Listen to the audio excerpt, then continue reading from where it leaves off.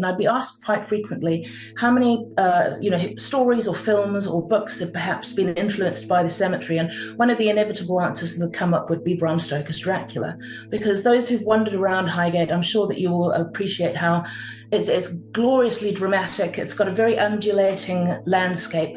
With Bram Stoker working at the Lyceum Theatre, he would certainly have been in touch with, some of the creme de la creme of London's high society within the arts. Now, Lucy had been dead for a week by this point and would have been able to show signs of decomposition by that point, were she not a vampire, of course.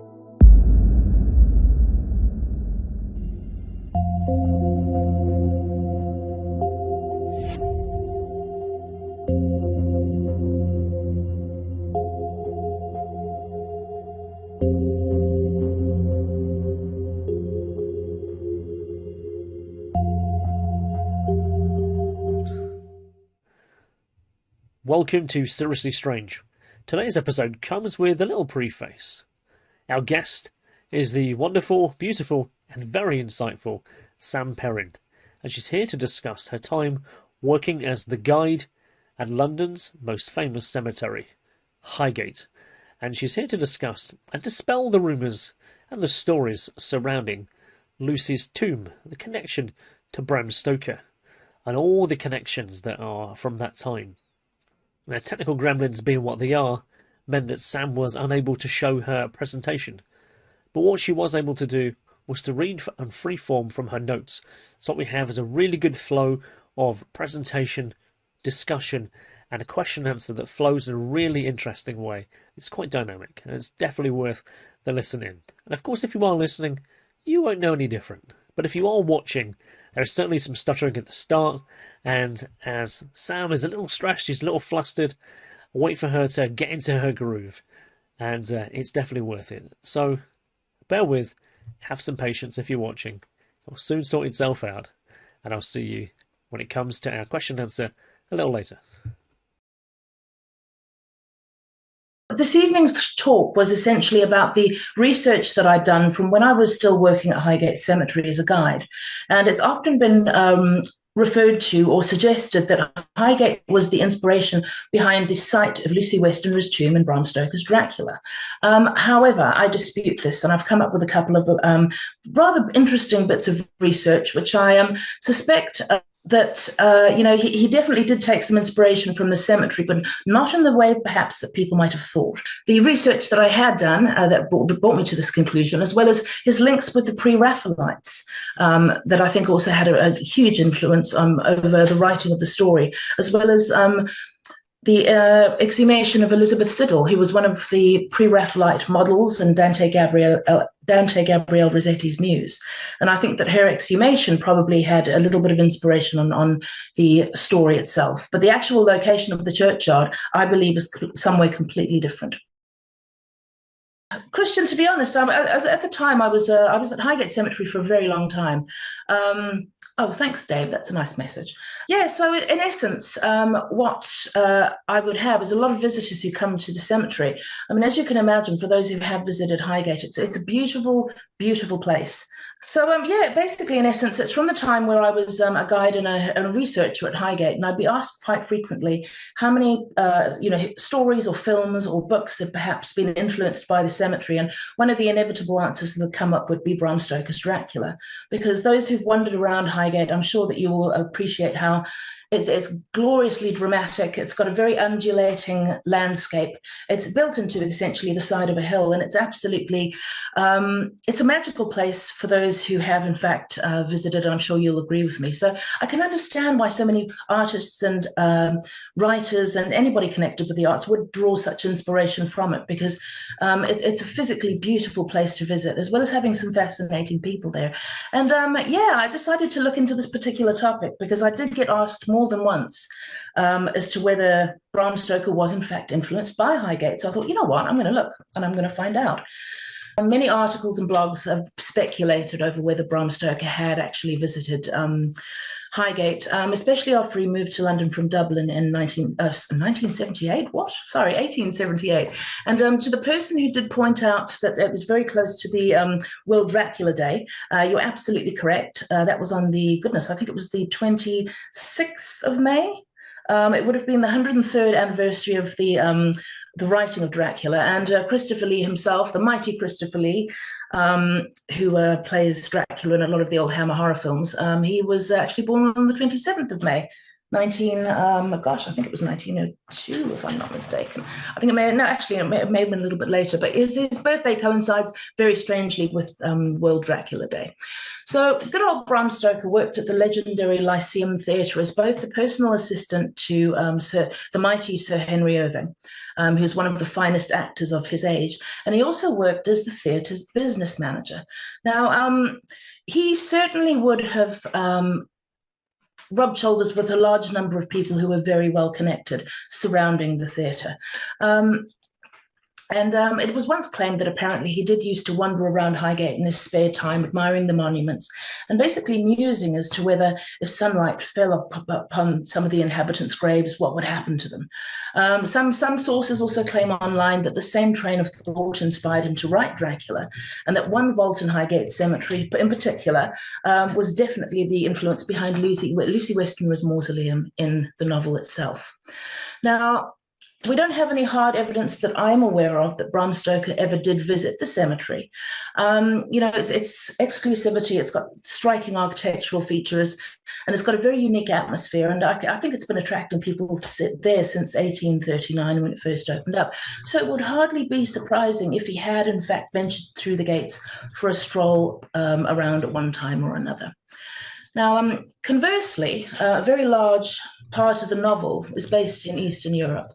It was never visited by Bram Stoker himself in person. Instead, he spent years of research of folklore beforehand at the British Library, so he never actually travelled there himself.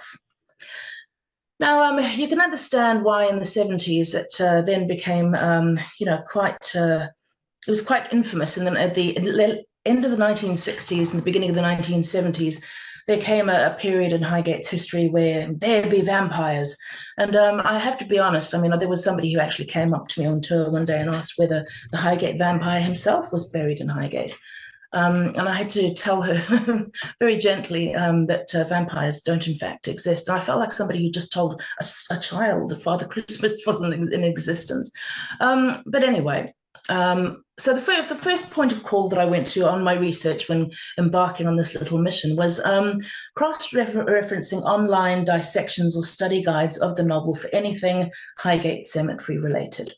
The best example I found online, it was Bram Stoker's Notes on Dracula, a facsimile by Robert Etienne Bassang and Elizabeth Miller, which is an excellent source.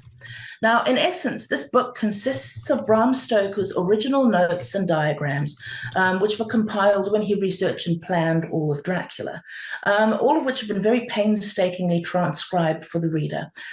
You can, in fact, still pick up a copy of this. I think you can find one for between £20 and £120. I went and looked online today. And the only reference I could find to Highgate in this particular book was on page 115, which says, many people assume that Lucy's tomb is in Highgate, but we are never told where she's interred. So there's that. Now, this point doesn't actually confirm or deny anything about the location of Lucy's theoretical tomb. But I did find something interesting online in an article written by a chap called Andy Farrar. He was from the Garden Suburb Theatre Group's production of Dracula. And I've tried to since find this article. It doesn't seem to exist, although I'm sure you could probably find it on the Internet Archive's Wayback Machine if you really wanted to look for it. But it's a very interesting perspective in terms of geography and location. Now, it says here, and I'm just reading this verbatim, it is often assumed that Lucy's tomb would be in Highgate Cemetery. There is reference to Lucy's body being interred in a tomb in a churchyard at Kingstead. There is no such place, but in the novel, before going to the churchyard, Seward and Van Helsing dine at Jack Straw's castle. They returned to Hampstead Heath before catching a cab from the Spaniards Inn on Spaniards Lane. And it is possible that Kingstead is a fictitious name for Hampstead, though the novel gives the distinct impression that the churchyard is out of town from the two pubs, possibly putting it in the area now occupied by the Hampstead Gardens suburb. Now, another little excerpt from Andy's notes says, there is a reference in the novel to the sun rising over Hampstead Hill seen from Lucy's tomb. There is also reference to a shooter's hill on the side of the heath where one of Lucy's juvenile victims is found. I assume that that is the baby that she picks up. This would suggest that the tomb is to the west of Hampstead, in the direction of Shoot Up Hill, which connects Kilburn to Cricklewood, and possibly in the area around Child's Hill, or what is now West Hampstead. And the final little bit that says here, a recently published book on haunted places in Middlesex suggests that the inspiration for the tomb is the Rundell Mausoleum in St. Mary's Church in Hendon. Though it is unlikely the sun could be seen rising over Hampstead Hill from there, except on the shortest of winter days. Now, clearly the tomb was not intended to be in the secular burial ground at Highgate, given the clear references to a churchyard, but more likely, given Stoker's apparently hazy geography, in a fictitious churchyard nominally to the west of Hampstead. Now, in essence, I went and did some homework on this and consulted Google Maps. Unfortunately, I don't have that picture to hand at the moment because technology has failed me. But I actually went and plotted out where all of these little marks were, and ended up with something rather interesting. In essence, Hampstead Cemetery, which is not Highgate Cemetery, just to be absolutely clear, that happens to fall directly west-southwest of the Heath. Now, the cemetery itself is lovely, by the way, for those who haven't visited it. It opened up in 1876. I think it was probably one of the second or third waves of large London cemeteries following the original Magnificent Seven, as they were collectively known.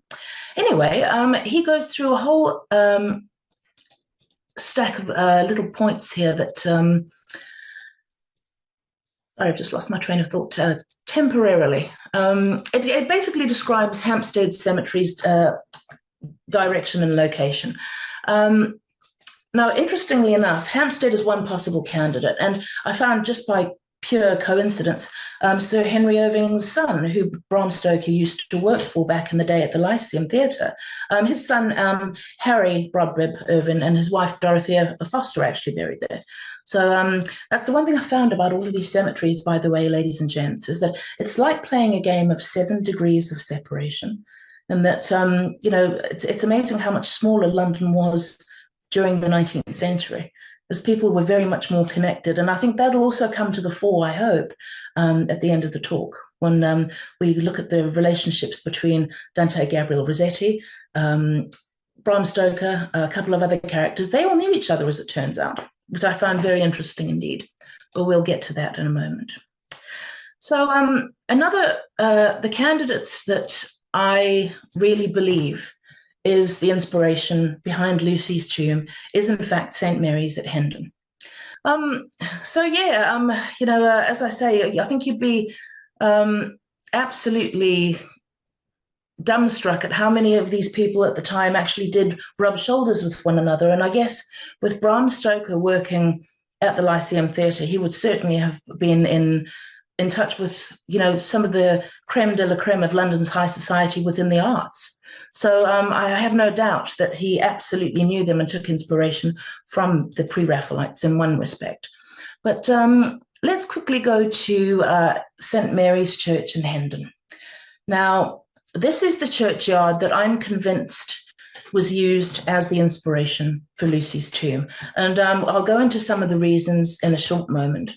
The St. Mary's churchyard itself, for those who may not have visited it, it's definitely worth a walk around. For any football fans amongst you, it also holds the remains of the great Herbert Chapman, who used to be very much involved in Arsenal Football Club. So it's definitely worth a visit for that alone if you are, you know, into your sports. But the tomb of Philip Rundell, he actually was a goldsmith and a jeweler. And it's the only mausoleum that the cemetery actually has. They've got one lone mausoleum there, and that happens to be his. So Let me tell you where the story gets interesting now. And this is some of the research that this part of the story was actually provided to me by a very, very wise woman by the name of Sue Birdie, who is very much involved in Highgate Cemetery. She was for a very long time. And she handed me this little tidbit. And I thought, whoa, because this kind of cemented my view that St. Mary's is definitely the place. So I was given this newspaper article about a hideous incident that occurred in St. Mary's Churchyard in Hendon 200 years earlier. So a couple of remarkable coincidences pertain to the names of the people involved. Again, portmanteaus of certain characters' names within the book that I really genuinely believe Bram Stoker actually took. So listen to this. The story goes that on the 13th of September, 1828, three men by the name of Henry Holme, James Wood, and Charles Charlesy. Now, those of you who've noticed the surnames of Holme and Wood, your ears are probably pricking up by now, broke into a vault in St. Mary's Churchyard and essentially decapitated one of the corpses within. Now, they were apprehended and they were charged or were sent to the Middlesex Assizes and fined, I think it was £5 each for doing such a thing. And their excuse was this. This makes it even worse. They were apprehended and it emerged that the owner of the severed head was Henry Holme's own mother. Apparently, she'd been dead for 20 years by this point, and the public were absolutely outraged because you have to bear in mind, this was pre the 1832 Anatomy Act. So I don't know if this the reason that Henry Holme gave for stealing his own mother's head would have applied under that, but stealing body parts was basically a misdemeanor. That's why body snatchers would often get, a very small slap on the wrist and nothing else, because technically the body didn't belong to anybody. So it was when you stole the clothes, that's when you get done for theft. So pre-1832, and this was 1828, this poor woman's head was removed from her grave. Now, the public were outraged, as you can imagine, as they so often were when these instances happen.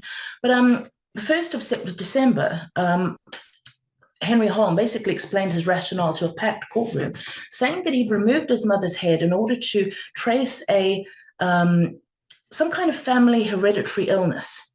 Apparently, he did it purely in the interests of science, because it turns out that he was a massive fan of a guy by the name of Johannes Spurzheim.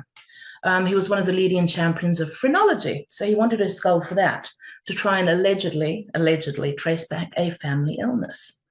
So anyway, the three men were found guilty but were not jailed. Their saving grace that they'd committed the misdemeanor, and I quote, with the idea of furthering the interests of science. So you can already see here that, this is a really somewhat ghoulish tale, isn't it? But you can see, if you're familiar with Dracula, which was apparently called the Undead before it was called Dracula, you may have noticed the following. And that was that Henry Holme and Arthur Wood, again, the surnames add up to be Holmwood, which is one of the characters, one of the primary characters within the novel. Again, Kingstead seems to me to be a portmanteau of Kingsbury and Hampstead at that time, because you also have to bear in mind that at the time, Highgate Cemetery was not a lonely churchyard as described in the novel. It was a huge commercial cemetery. And back in those days, they would have built the walls still stand today. You've got 12-foot walls. And the cemeteries often provided these because I think it was to cater for the residual fears that people may have had about body snatching, even though by the time the cemetery opened up, body snatching had already been outlawed. But I think that they still provided a lot of security in that way. So there was no way that, the characters in Stoker's Dracula would have, just hopped over a 12-foot wall. I think it's quite a low wall that they actually jump over, which makes perfect sense and fits in much better with St. Mary's at Hendon, that being a churchyard in comparison to Highgate's huge commercial venture. So the actual, physical description is far better fitting for St. Mary's. Now, let's see, where were we? Holmwood is the surname of the character. He's tasked with decapitating Lucy Westenra to save her from eternal damnation as a vampire. Now, I mentioned a little bit earlier to everybody about the Pre-Raphaelite art movement. And I think that there was a very strong connection between Bram Stoker and the pre-Raphaelite art movement. And this comes into where I think Bram Stoker did potentially take inspiration. But it's not from the place, it's from the infamous exhumation of I said Lucy Westwood. Oh my God, I'm so sorry. The infamous exhumation of Elizabeth Siddal, who was one of the pre-Raphaelites. She was, I suppose, in the words of Lucinda Hawksley, she was one of the first Victorian supermodels. And she was a huge muse to Dante Gabriel Rossetti, who later took her as his wife. And she was exhumed after she passed away of a laudanum overdose in 1862. So I think they were all very, very much aware of each other because it turns out that they were all neighbours. Is it Cheyne Walk, I think, in Chelsea? Around the same time when Bram Stoker lived there at I think it was number 27 he was in, Dante Gabriel Rossetti, Algernon Charles Swinburne, and Hall Caine, all of who I'll come back to in a moment, were also his neighbours. So this was where the story gets interesting. Oh, sorry, it's my phone. It seems that initially, in particular, Bram Stoker would have been familiar with Philip Burne-Jones, who was a relative latecomer to the movement. And he'd corresponded with Bram Stoker regularly. And also, he produced a painting called The Vampire, which was exhibited the same year that Dracula was published, so 1897. The painting was actually inspired by a poem by Rudyard Kipling with the same name. So since having worked with Forsyth Henry Irving at the Lyceum, I suppose Bram Stoker's social status would become much more elevated, and he did rub shoulders with some of the most illustrious and well-respected poets of the time, actors, artists of the era, including Alfred Lord Tennyson, of most of whom the pre-Raphaelites were ardent admirers, as well as certain members of the pre-Raphaelite movement themselves. Now, it's entirely possible that via his association with Philip Burne-Jones, Stoker heard about the decapitation tale through Thomas Woolner. Now, Thomas Woolner was another pre-Raphaelite sculptor and poet who actually lived in Hendon. And this story in 1828, being as horrendous as it was, being the decapitation of Henry Holmes' own mother, stories like that really resonated with the public because it was spitting in the sanctity of the grave when people performed such hideous things. And so the story would have stuck around for quite some time. And I'm pretty sure that Thomas Woolner would no doubt have heard of that story, particularly as he was buried himself in Hendon Cemetery in 1892. Hendon's St. Mary's Churchyard, rather. So I'm pretty sure that he must have been aware of that point, of this particular story, because it is pretty ghoulish. So moving swiftly forward, this is another fantastic connection that I found with good old Bram Stoker and the pre-Raphaelites. Now, this pertains to Lucy Westenra's radiant beauty after her first death, as it were, within the novel. Stoker dedicates his work to my dear friend Hommy Begg. Now, Hommy Begg was the nickname of a man called Hall Caine, who was a fellow novelist. And Caine was one of Stoker's most trusted friends, Hommy Begg being a nickname given to him by his grandmother when he was a child. Now, sorry, I just need a sip of... it's alcohol-free, by the way, just in case anybody's wondering. Stoker dedicates his novel to my dear friend Hommy Begg. And it turns out that Mr. Caine had actually worked not only as Dante Gabriel Rossetti's first secretary, sorry, can I try that again? Oh, I think the technological errors we've been having have drained my brain today. So Hall Caine worked as Dante Gabriel Rossetti's secretary, but it turns out that he also shared a house with him in Cheyne Walk, as well as a couple of other pre-Raphaelite artists. They'd said these guys were all living on the same street. They were practically neighbors. Anyway, 4 years before the publication of Dracula, Hall Caine published a book entitled Recollections of Dante Gabriel Rossetti. And in this book, he describes the exhumation of Elizabeth Siddal, Rossetti's late wife, who I mentioned to you early on was the pre-Raphaelite supermodel who was Rossetti's muse. And She died very tragically in February of 1862 of a laudanum overdose. Unfortunately, in those days, if you were sick from anything at all, they wouldn't likely give you laudanum. However, one of the things they didn't take into consideration is that laudanum is an opiate and it's highly, highly addictive. So, unfortunately, Elizabeth Siddal, some say that she had a suicide note pinned to the front of her dress when they found her. Other people say it was a tragic overdose. I guess we'll never know. But Rossetti, in this sort of touching moment of loss and grief, had placed a book of poetry into her coffin in Highgate Cemetery, the west side, and interred that in with her as this last undying act of eternal love towards his wife. So they lowered that in. However, Rossetti's fortunes changed. His painting wasn't going so well, so he decided to pursue poetry for a while. And I think that some of you might realize where I'm going to go with this story next. Apparently, 7.5 years later, he was bullied into retrieving this book of poetry by his literary agent. It's a very, very shady guy called Charles Augustus Howell. Now, in Cain's book, the brief description of the exhumation reads as follows. At length, preliminaries were complete, and one night, 7.5 years after the burial, a fire was built by the side of the grave, and then the coffin was raised and opened. The body is described as perfect upon coming to light. Now, this is a really lovely, romantic vision of undying love through the ages and 6 feet under, apparently. And Elizabeth Siddal was, the coffin was open, she was gorgeous. The likelihood of this actually happening is minimal. Sadly, Elizabeth Siddal had suffered from ill health for most of her adult life. It resulted in her being, very pale, painfully thin, and she was, by that point, a severe drug addict. So she was hardly the picture of this glowing, of somebody glowing with vitality and health, was she?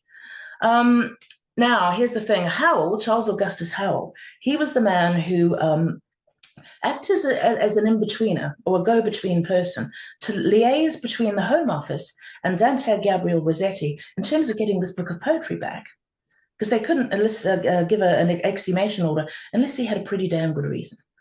So anyway, now here's the thing about Charles Augustus Howell. He was one of the most repugnant characters, I think, in London society at that time. In fact, I'll just let some of the pre-Raphaelites describe him for you. Algernon Swinburne, a friend of Rossetti's, described him as being the vilest wretch I ever came across. Other less than complimentary descriptions included a base, treacherous, unscrupular, and malignant fellow by Edward Burne-Jones, And one of the biggest lies in existence was another nice one.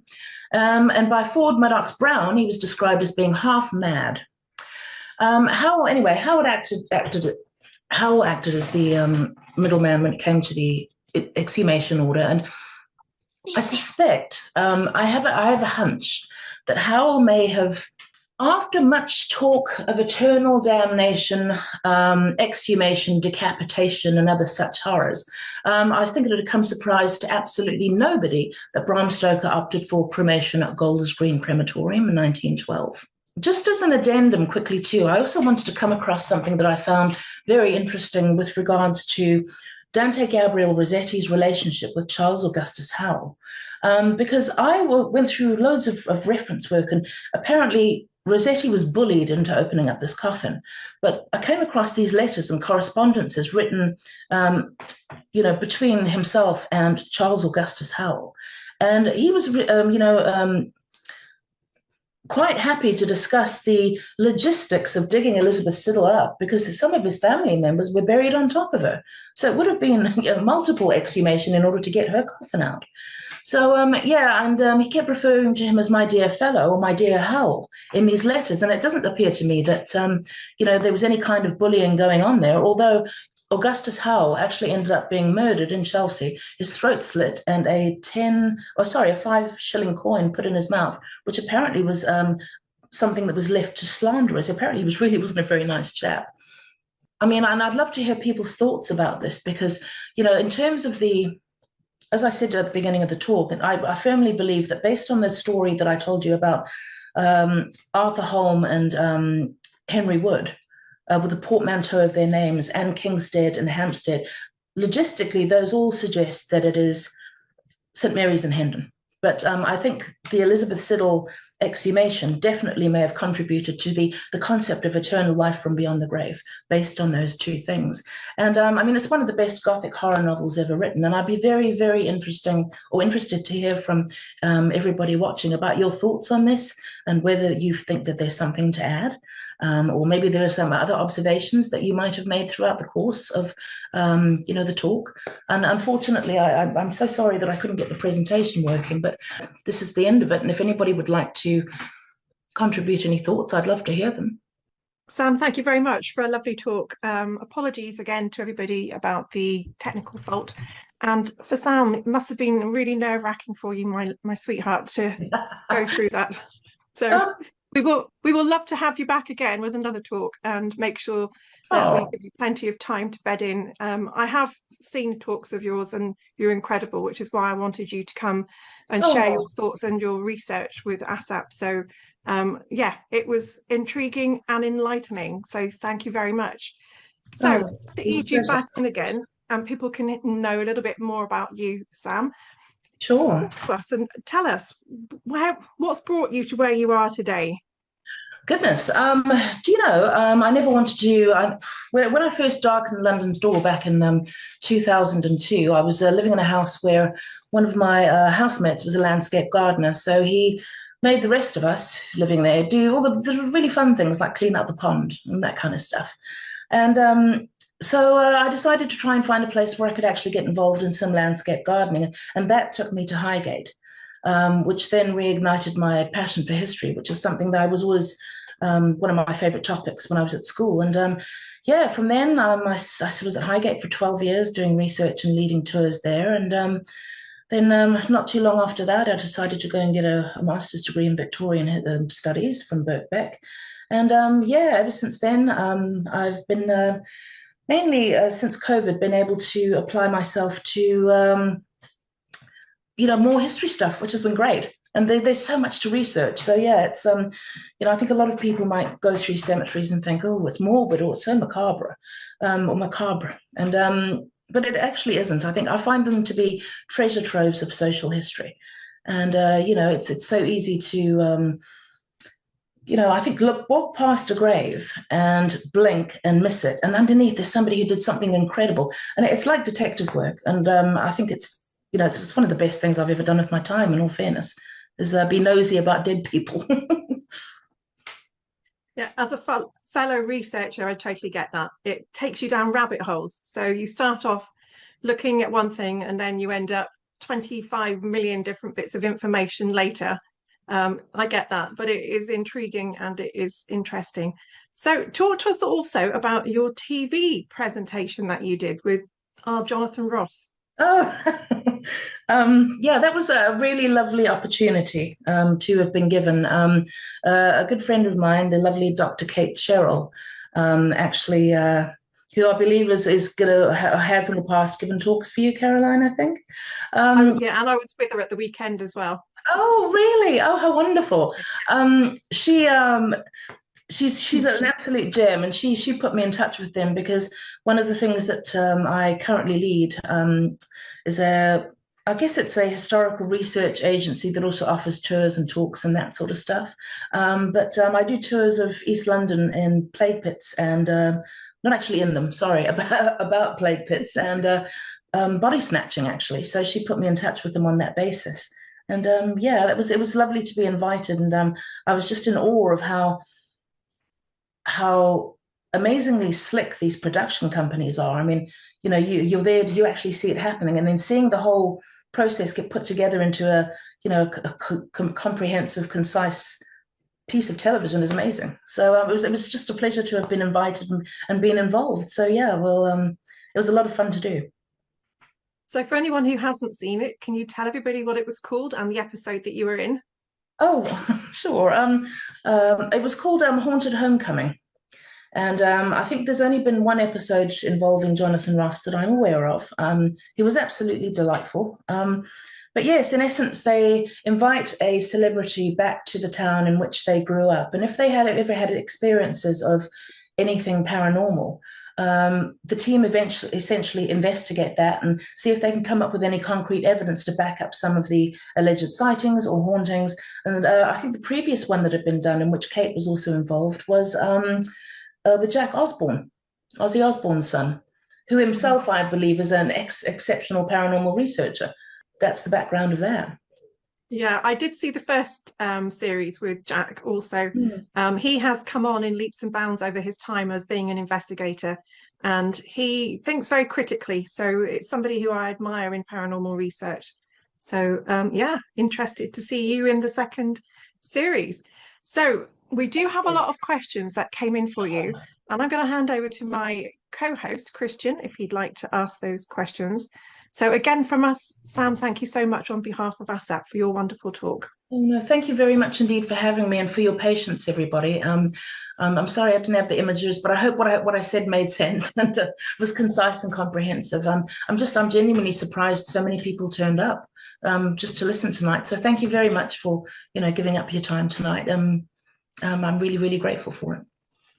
Well, no problem. Thank you very much. That's what we're here for. We're here to also kind of give a platform to people. We want Seriously Strange and the ASSAP webinars also to be a place where people who perhaps have never given a talk or a presentation before, to step up, and join a community of like-minded people sharing stories and ideas and thoughts, to share it with people, where there is an enthusiast community who are inspired, who are interested in the kind of the weird and the wonderful, the quirky, the kind of almost the macabre. When we had Paul Bevel on here about 3 weeks ago, and when you were talking about the body snatchers there, that certainly was his bag, and he had a lot of information to share, and everyone was well impressed with what he had to say. So as you were talking about the stories of the body snatchers and the removing of the head, for those people who watched Paul's talk, I'm sure it was very familiar to what he was talking about. So yeah, those were very different times, weren't they, up until the 1832 Anatomy Act?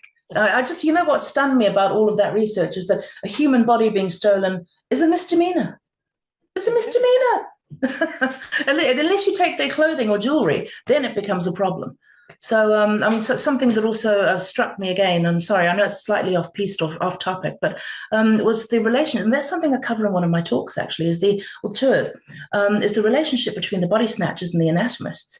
Like they all hated one another. Sorry, that's a bit of a spoiler alert there, but these guys were so valuable to the anatomy trade that more often than not, the anatomists and surgeons would often pay for their bail so that they could be bailed out because they relied so heavily on their services. So they had a very weirdly mutually beneficial relationship between the anatomists and I'm sorry, vampires do exist. Hi, Rob. I know. I'm sorry. I'm just reading your message very quickly there. Yeah, they have some very interesting finds of with people. I think there was one in Poland recently with I think she either had a stake through her jaw. Is that correct? I think it was a couple within the past year or two. I'm sure that there was a newspaper article about a woman was found because she was believed to be a vampire, and they attended to her corpse accordingly. Oh wow, that's crazy. I mean, so one of the questions I put here perhaps is not quite contextually what we were talking about, but I asked the question about owing to Highgate's Gothic architecture, its allure. Was the cemetery a destination for the kind of the Gothic subculture, something that was quite prevalent in the 80s and 90s? Was it a location that people visited because they wanted the allure of Dracula? Oh yeah, I mean, do you know the number of times? I mean, I think it also had a lot to do with the fact that Taste the Blood of Dracula with the mighty Christopher Lee, that was actually shot there. Part of that was shot there. I think there was bits and pieces from Tales from the Crypt, which is it's an amicus portmanteau with Joan Collins, the mighty Rolf Richardson, who's also buried in Highgate. Coincidentally, he played the Crypt Keeper. What was the other one? Oh, it's you know what? Middle-aged brain fog. Sorry, folks. It'll come to me when I'm thinking about something completely different. But in that period, there were a huge number of horror films that were shot there because the cemetery had fallen into such a state of disrepair that, frankly, the cemetery company needed the money. And I do believe that may have sparked off rumors about, things going bump in the night. And there was also a group of very hardy, very amazing people that formed the first friends group there that often used to go around, after hours and help clean up certain things and, chuck down some of the vegetation. And a very, very old friend of mine, it's a guy by the name of Malcolm Holmes. He used to be the archivist at Camden Local Archive Studies at Holborn Library. And he was heavily involved in Highgate Cemetery. And, one of his friends or colleagues at the time used to come out and walk around with one of these big puffy coats on. And the next thing you knew, there were reports in the paper of a monk being seen, with his hooded thing on. So I think, and I can understand it's a very easy place to get freaked out about if you're on your own. There are rumors of vampires about. And hi, Rob. The Highgate vampire story. I do wish that I still had all the images for the illustrated talk, because I actually did include a couple of articles about that. But in essence, I believe that David Farrant, who was a young tobacconist, was walking up and down Swains Lane, and I believe he saw something through the gates that had glowing eyes and was a tall figure. And then Sean Manchester jumped on the bandwagon, who, if you'll pardon me speaking frankly about him, I think he's frankly insane. He got into a vampire off with David Farrant, and they ended up having magic battles on Hampstead Heath. But in essence, as a result of these guys, questioning whether there was a vampire in Highgate, what essentially started that was foxes' bodies, apparently drained of blood. I don't quite know how they would have known that, but apparently that's all you need is a dead fox in the front of a churchyard in order for it to become infested by vampires. By the way, whatever happens in north of the river has to happen south of the river, by the way, and apparently it was Camberwell Old Church that then started having a story of a vampire in their churchyard. So that did amuse me somewhat. But for years, there were a lot of people who were like, because we weren't allowed to talk about the Highgate vampire when I was there, when it was still under the iron fist of Jean Pateman, because it's still an operational cemetery, and I think people do have to bear that in mind. And, people who have loved ones there don't want to hear stories about vampires and ghosts and ghouls, because I've always found it personally to be a very peaceful place. But when I was a tour guide there, we were kind of, encouraged to steer away from that line of conversation. I suppose respect for the dead, I guess. And people also don't want it to look like it's some kind of Disneyland of death when it is actually a resting place for, people who've passed on before us. I mean, that is exactly the question of what I was going to allude to next, is that how do you balance like Highgate's attraction with the kind of Dracula macabre, related fame with its role as a working cemetery, ensuring that respect for its historical and its significance during those tours? How did you find handling people who weren't necessarily there for its significance, who just wanted to be there for the aesthetic of the Dracula story? How did you balance that? With difficulty, because a lot of people do come for that legend itself, and and I can also understand, with the overgrown parts of it, it's very romantic, it's very wild, and if you leave your imagination to run wild, I can totally understand why people might have believed that a vampire did creep around there, or maybe anything else from the paranormal realm. But I had people a couple tried to escape from my tour. Because everybody had to stick together, and they really wanted to go off and wander around on their own. I can't blame them for that, But there were people who refused to leave the catacombs because they wanted to try and look inside coffins and, see dead things. And there've been some very interesting people over the years who've come on the tours. And I have found, just going back to your question earlier, in fact, your original question, Kristian,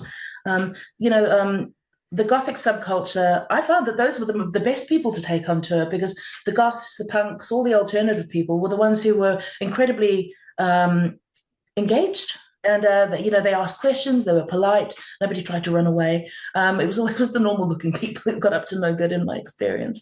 But, you know what, I'd love to tell you about the stories on guarding there on Halloween night in 2003. Can I quickly mention it? Of course you can, yes. Mine.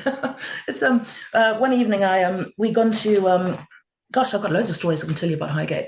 It was Halloween evening. It must have been about 2005 or 6, and I'd offered to help them out with a security watch, because often in Halloween, it's started to taper off now, I believe, but usually every bloody Halloween, there's always one that jumps the fence and comes in armed with stakes or a bag. God knows what they're hoping to encounter. And I think I know exactly what they're hoping to encounter, actually.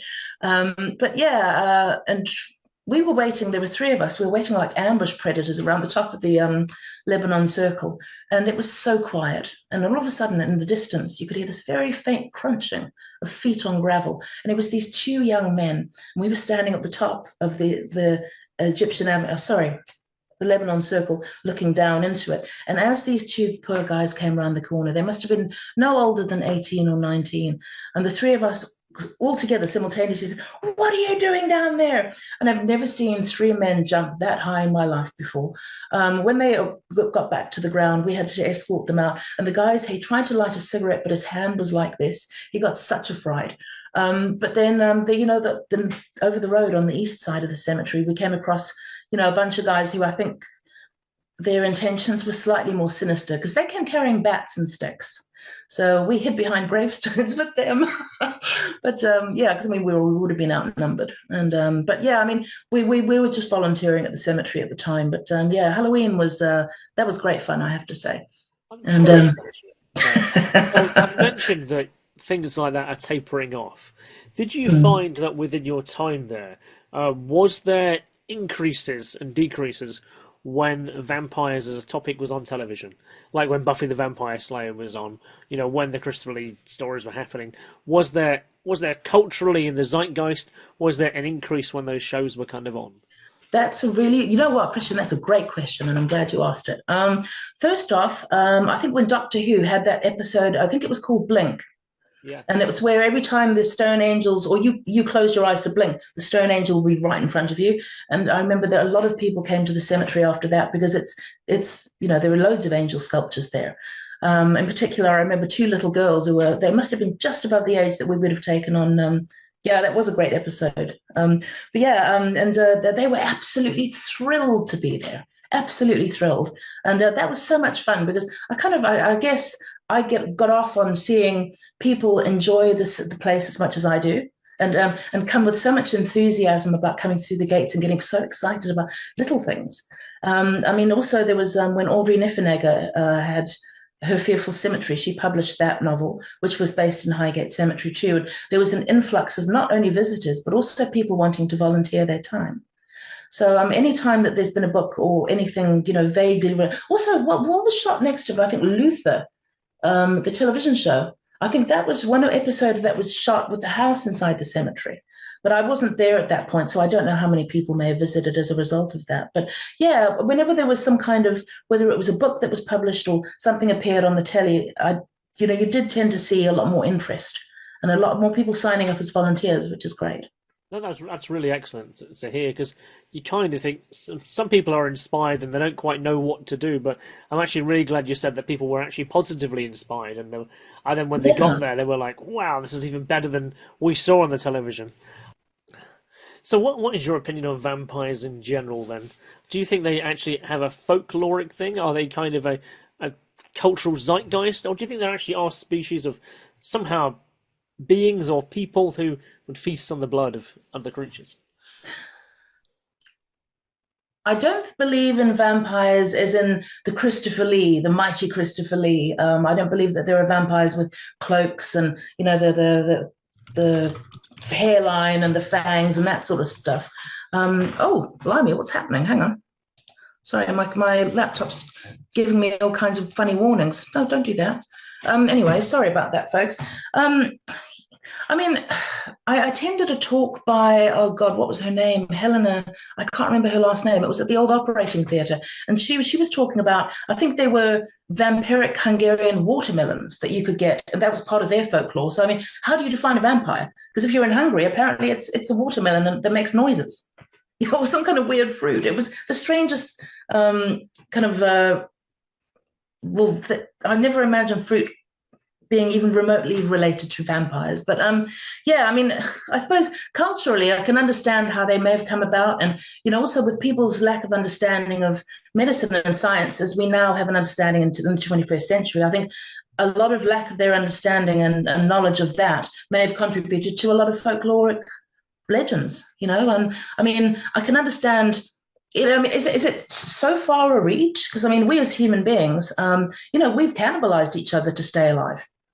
So is that so far off of a folk? Is that a folklore thing? No, that actually happened. So I can see easily how people might genuinely believe that there are creatures who go around surviving on human blood. But I don't think they're the vampires that I described in the first instance, being the Christopher Lee type. Do you think that's a kind of romantic ideal of what people want as a kind of almost like an apex predator in a way? They want to In a know that there's way, actually something more powerful than them. yeah, I think. Well, I mean, using people like Christopher Lee, or he was a handsome chap, and I can understand why a lot of women might have gone, and myself included, going, "Oh, I wish he'd bite my neck," stuff like stuff like that. But I think there has always been a sexy element about some vampires. I mean, I think they definitely have been glamorized. I'm sure if we had to look back, I'm sure there's probably somebody watching at the moment who's far more learned about this than I am, but I'm sure if we have to look back historically at folkloric vampires or vampires throughout history in, folklore around the world, I'm pretty sure they wouldn't look like Christopher Lee. No, that's a remarkable documentary I came across.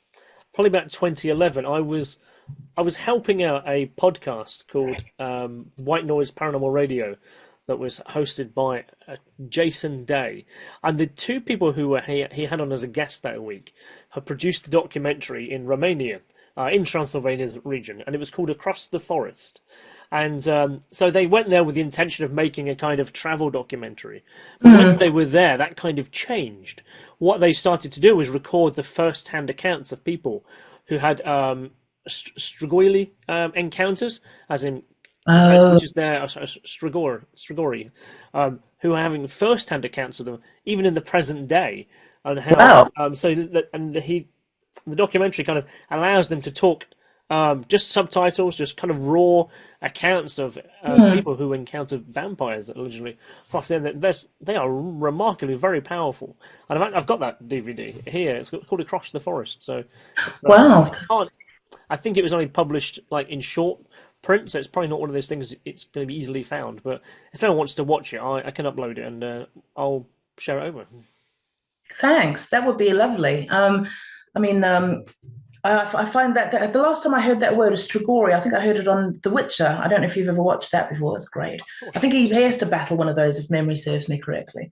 But yeah, one of the things I did that did amuse me, and I did sort of, I mentioned it halfway through, when I was talking to you earlier, but I found it very funny that, if North London's got a vampire, South London has to have one. So that popped up in Camberwell Old Church, but I don't believe anything further was ever seen of that. I think maybe it was just a fleeting visit, or maybe his cab wouldn't take him south of the river. Who knows? I can see my audio does need a bit of boosting. I'm going to talk directly into the mic this time.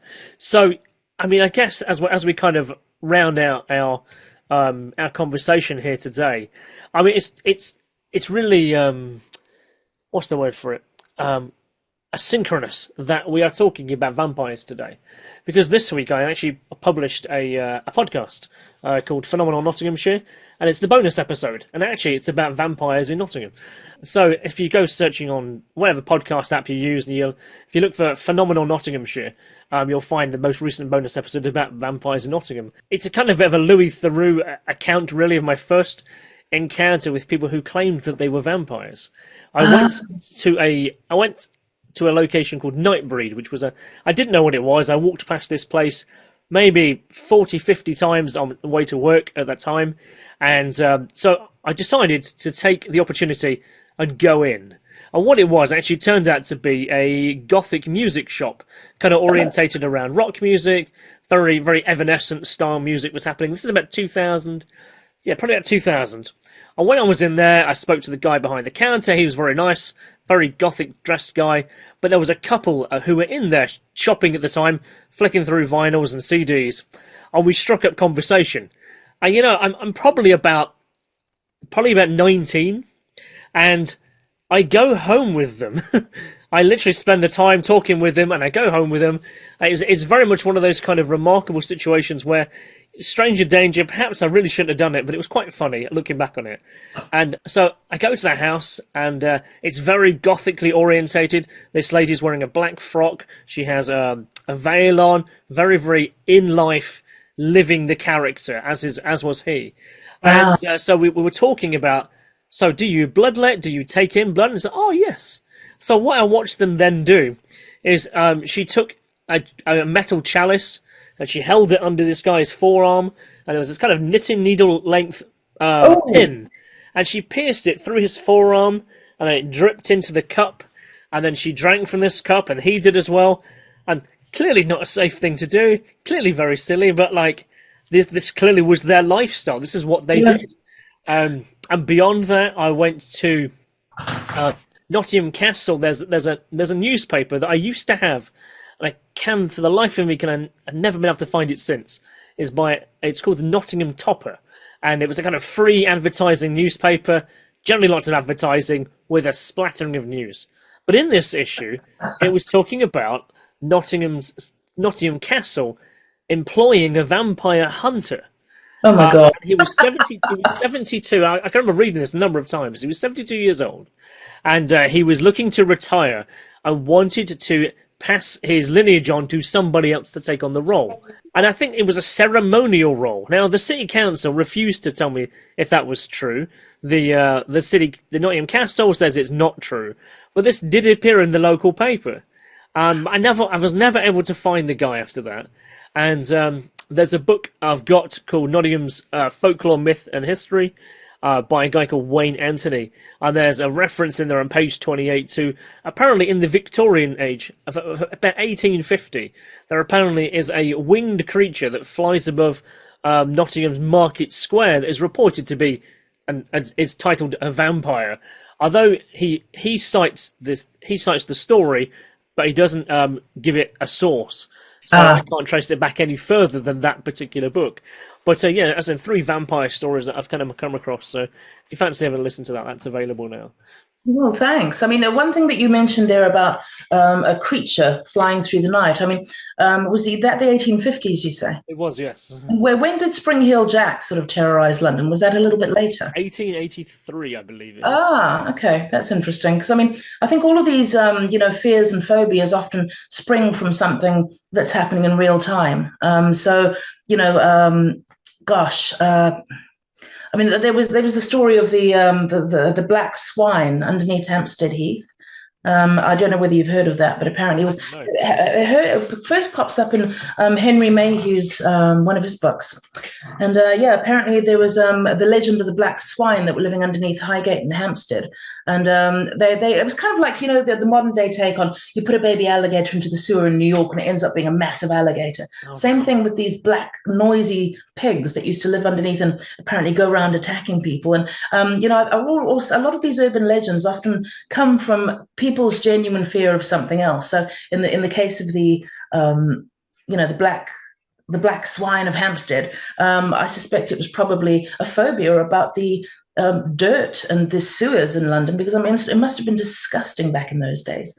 And also there was another one where there was a legend of somebody going around, with a garrote and just garroting random strangers. And I think this had to do with, a phobia of, I don't know what it was, but it was sort of social anxieties that end up manifesting in urban legends. And, I think the Spring Heel Jack thing too is, it's amazing what makes people, fear. And I suppose the point I'm making, and it goes back to a comment that somebody made, and that, vampirism in the US is, seen as a sort of a religion. And it's interesting because I think it's one of those legends that just seems so enduring from the time. There was something else I forgot to mention, by the way, in the talk. Oh my God, another connection. Sorry, everyone, middle-aged brain. Another connection that I forgot to tell you was Dante Gabriel Rossetti's uncle. Do you want to know who he was? John Polidori. He wrote The Vampire in 1819.